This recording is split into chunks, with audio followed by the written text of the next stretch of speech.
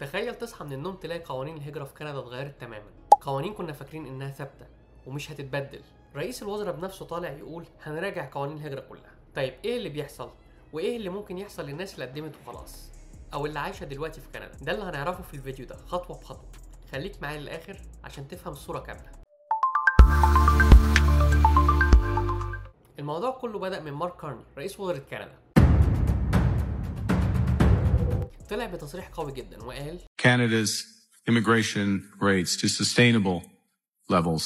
مش بس هنراجع قوانين العمال المؤقتين، لا، هنراجع كل قوانين الهجرة من الألف للياء. يعني أي ملف يجي في بالك، عمال، طلبة، كفالات، إقامات، كله ممكن يتغير. وده معناه إن في تغيرات ضخمة جدا جاية قريب، ممكن تقلب حياة ناس كتير سواء كانوا جوه كندا أو براها. زعيم المعارضة بيير بولييف ما استناش، قالها صراحة قوانين الهجرة بايظة، وركز على العمال المؤقتين. And to stop issuing visas for any new temporary foreign workers coming into the country. وقال انهم هم السبب الرئيسي في ان البطاله في كندا وصلت ل 7%. تخيل 7% بطاله في بلد الناس كلها بتحلم تهاجر ليها علشان تلاقي شغل بسرعه.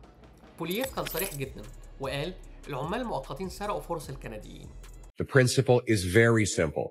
Canadian jobs for Canadian workers. وقال ان في استغلال كبير جدا وان الشركات بتجيب ملايين العمال باجور قليله وفي الاخر المواطن الكندي مش لاقي شغل.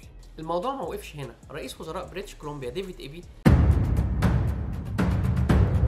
طلع هو كمان وقال قانون العمال المؤقتين لازم يتلغي او يتعدل من جديد. The temporary foreign worker program is not working. It should be canceled or significantly reformed. تخيل معايا المعارضة والحكومة المحلية لأول مرة بيتفقوا إن في مشكلة كبيرة في القوانين دي، وده شيء نادر جدا يحصل في كندا، إن اتجاهين مختلفين يلاقوا نفسهم على أرض واحدة.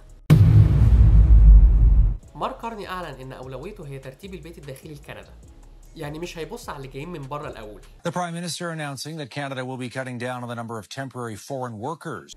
لكن هيشوف إزاي ينظم وضع الناس اللي موجودين بالفعل جوه كندا، العمال اللي عقودهم قربت تخلص، الطلبة اللي خلصوا دراسة ومستنيين إقامات، الناس اللي عايشين سنين في كندا ولسه ما خدوش وضع قانوني. ده معناه إن في فرصة كبيرة جدا لبعض الناس إنها تتحول من وضع مؤقت لوضع دائم، بس في كمان خطر إن في ناس تانية ممكن يتقال لهم مع السلامة. ده مش جديد على كندا. فاكرين لما ترودو تعرض للهجوم بسبب أعداد المهاجرين الكبيرة خصوصا من الهند؟ الحكومة وقتها غيرت قوانين كتيرة، قللت أعداد الإقامات الدائمة وشددت قوانين الكفالات وقللت أعداد الطلبة اللي بيدخلوا كندا. التاريخ بيعيد نفسه. For the Prime Minister, that means reducing the number of temporary foreign workers and students to less than 5% of the total population in 2 years. لكن دلوقتي الأوضاع أصعب بكتير، البطالة عالية، الأسعار نار، وسوق شغل مش متوازن. طيب إيه اللي ممكن يتغير فعلا؟ احتمال يقللوا عدد الناس اللي بيدخلوا كندا كل سنة، احتمال يركزوا على إعطاء إقامة للناس اللي موجودين بالفعل جوه كندا، احتمال يشددوا الفلترة على ملفات الهجرة علشان يمنعوا التزوير، وممكن جدا نسمع قرارات توقيف مؤقت لبرامج هجرة معينة. يعني ببساطة اللي عايش في كندا دلوقتي فرصته ممكن تبقى أحسن من اللي لسه بيحاول يدخل. بالخلاصة كندا داخلة على مرحلة جديدة في ملفات الهجرة، الموضوع مش سهل أبدا ومصير ملايين بيتم تحديده دلوقتي. أنا عاوز أسمع رأيكم بصراحة في التعليقات. هل شايفين إن القوانين دي لو اتغيرت هتكون أحسن ولا أسوأ؟